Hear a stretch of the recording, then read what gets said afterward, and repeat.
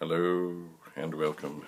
It is early in the morning, and I was doing a little testing of some of the chips that came originally out of the third machine, and I put them into this, which would be, I call the first machine, not the chocolate machine.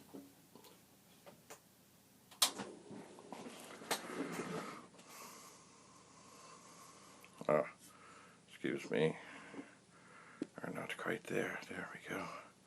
Anyway, the reason I'm testing this now is because there were some issues that pestered me. They did. In that this machine that has been really great and rock solid suddenly was not coming up right away. So I said, oh, what have I done? But, oh, we're still rewinding. Where are we? Are we done? No. No. There, now we're. Anyway, it was some ROM chips that had been in the other machine, and I haven't figured out which one yet, but I will. One of them, I suspect, has a failure inside where there's a slight breakage with a trace. And when the chip is cold, whatever needs to make contact doesn't make contact. There we go. But when it heats up, whatever minuscule flaw there is sorts itself out. Because what was happening with this machine was, I would turn it on and the screen would come up dark, and I would say, uh-oh. Or worse, I might say worse. But then if I left it in that sort of semi-conscious state for maybe a minute or two, and then turned it off, waited 5 seconds, turned it back on, it would come up, it would be fine, it would be dandy. So, these are things that are not easy to figure out immediately. Nothing like an intermittent failure, because sometimes, of course, it wouldn't do it at all. But anyway, there were 3 ROM chips. They were all the ones of the 7 in a row. They were the first 3 from the left. So they are all out now, and now the machine does seem to be, once again, very rock solid, and I hesitate to say, but I will say, beautiful. It's beautiful. So still, this machine, there we go, has a full complement of RAM, and the keyboard works just dandy, and the tape drive works just dandy, and everything seems to be just tickety-boo, as they say. So, I am pleased. Very pleased. There's nothing as frustrating as having everything working just fine, and then having it not work, and saying, oh, what have I done, what have I done, what have I done? And then, of course, I mean, this machine is more than 40 years old. There's always a chance at any moment, with anything this old, that something new could arise. But it doesn't seem so far. It does not. So next to this machine, and maybe, once this is loaded, I'll switch over. Or I'll try. I'll see how this works. Okay, that worked. Yes.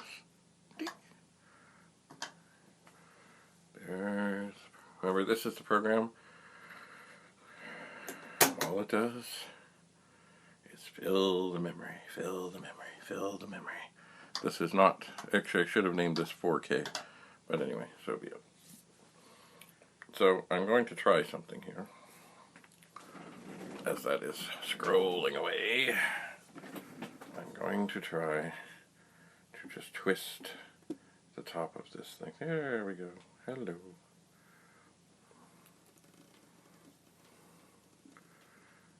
And maybe give it a little tweak up, just a little tweak.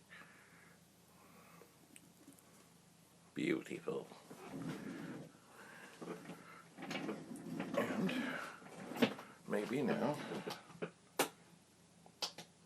we'll put on some more light.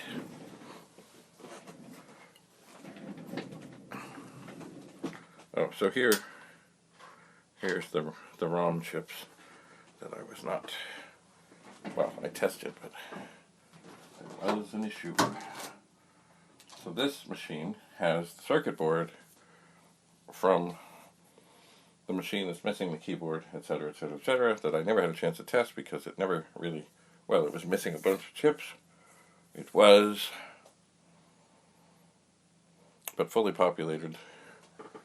Once I had realized that I had one chip in backwards, it worked just fine. But this, once again, this is dead stone cold. Hasn't been on in, I don't know, 12 hours. And this is sometimes what tells the tale. The sound is good.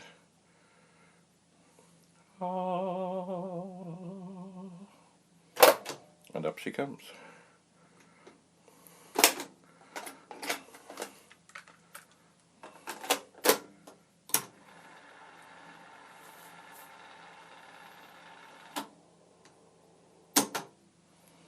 Now this one, of course, I still have to clean or take apart and clean up the tape deck. Not the tape, the keyboard. Because some keys just aren't happening. They're just not. So I can make it do all that it needs to do. I just have to be creative in the approach. And this one is not fully populated. If you'll notice, it only has 3,071 bytes free, meaning that it's a 4K pet. Alright, now I'll just list that for a second. Yay, looks just dandy. So I'll do another L shift though, and we'll get the program in that is going to fill the memory. We shall. So, I think, let's see, what am I doing today? Well, I really wish I had another or more of the RAM sockets for the other board. I did replace two. If you watched my soldering expeditions, I replaced, after having to rip apart two sockets after desoldering, because they were just, the chocolate underneath was just tragic. But it's all gone, except there are two more things that I could replace that maybe I will, but anyway. And I did try and go online to order foot sockets, but I don't do credit cards, and of course, do they do Interact, do they do PayPal, do they do all kinds of things like that? No, they don't. So I'm going to have to call them and say, look, can't I just do the drive, or the pickup, and hand you a little envelope with the exact amount of cash in it? Can't I? So we'll list this, and it all looks good. If you remember, on the chocolate machine, I could get the program to run, but the very first bit of it was always scrambled, which I attribute to a RAM chip infected with chocolate. Yay.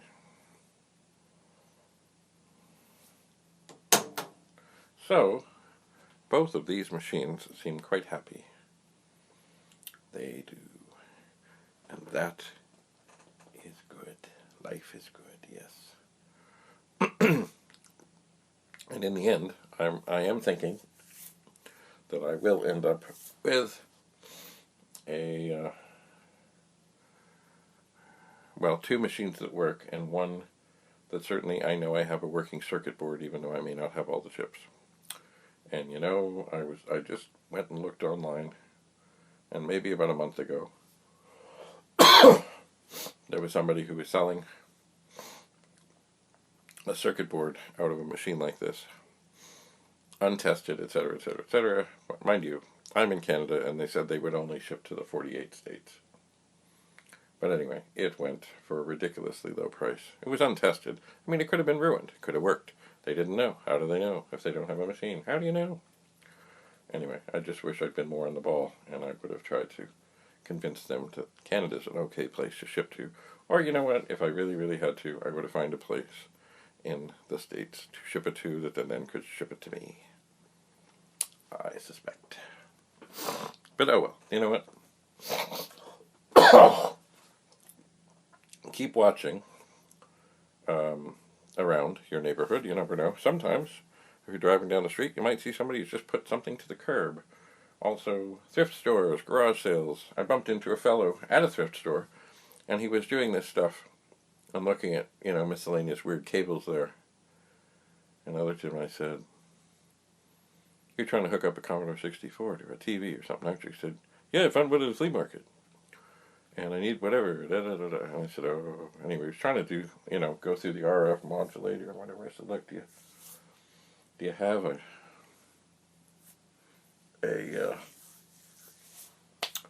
like a TV with like video input?" "Yeah, I do." I said, "Okay, you know what?" And I basically at Value Village, which is the same as a lot of thrift places, there's always sort of a wall full of cables. So I went over there and looked at things and found a couple of things that I figured, you know what, you take this and you take that, and you seem pretty handy at putting things together. You connect those, you know, these two things together. There might have been an adapter involved, and you'll know. But I gave my phone number and said, "Look, if you run into trouble, let me know." So anyway, things happen. Things do show up. Some people are just cleaning out Grandpa's garage, and to the curb it goes, or, you know. So keep on keeping on. Keep on watching your local, whatever well, there's Facebook Marketplace, and there's Kijiji, and there's Craigslist, but I think it's become rather irrelevant. But it's not a bad thing to keep searching there, because it's lost its relevance, I think, in terms of a lot of things. If somebody who is only familiar with it lists something on there, chances are you might not have a whole lot of competition. So not a bad thing to get whatever site is in your country and in your area and in whatever, to have it send you messages whenever it finds the word Commodore or the word Commodore Pet or something. You never know how somebody is going to list it. They may not even know what they have. Anyway. So if you are, you know, things happen when you least expect them. They do. So I think we're going to revolve and do a slow pan over here. And we will see that this machine is again very happy.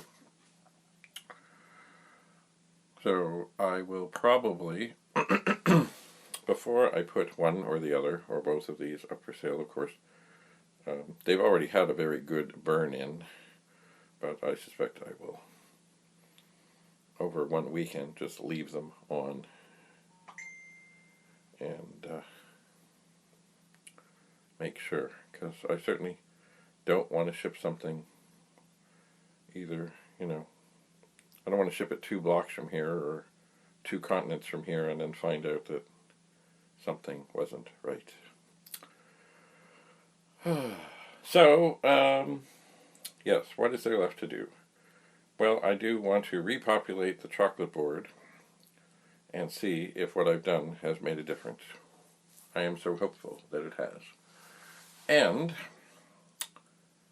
the keyboard on what is also the chocolate machine, but there's no chocolate in the keyboard. It just has issues. I need to take that keyboard apart, and probably it's a similar process to other keyboards, meaning a Q-tip and an with alcohol on it, ever so gently applied here and there and everywhere, and then probably the keys will work. And on the third machine, I really have not plugged it in a long time, but I seem to remember that the monitor did not light up when I did try it a while ago. So, does this mean, well, oh, I did check the fuse is fine. So, is the monitor dead? Is it not plugged in up above? I don't know. I just don't know. The enclosure seems quite nice, and the bezel seems quite nice. So, you know, parts are good. Parts are always good. Anyway, enough for now. I will let these things run, and it is time to start the day, so I will go and find Mr. Andrew, and chances are, oh, Penny, of course, you don't hear Penny now because she's already been fed, so she's not come to talk, as it were. But I suspect it will be pancakes with chocolate chips for Andrew, and then of course we will continue the wonderful world of online school, I would suspect. And in Toronto today, and it looks like for several days, mind you it is spring, there will be some form of rain. Oh well. We're almost to May. Things are looking pretty green, but I think they're going to look a lot greener soon. So, stay safe. Just an update on vaccines and things. I have gone online and I have registered to be ready to go and get a vaccine whenever it is that they summon me. But so far they have not summoned me, which I find strange. But I am not living in a hotspot area, and I really think it is important that if you have an area where the virus is running rampant, that regardless of age, up to the age that they deem safe for the vaccines, they should go in and vaccinate everybody and get it to, the outbreak to stop. So I can wait. I'm at home. I'm safe, hardly ever going out. But eventually, when the call comes, or the text comes, or the email comes, or whatever it is, I will go and roll up my sleeve. And hopefully sooner than later, but it's probably going to be later than sooner, we'll be somewhat back to normal. I hope.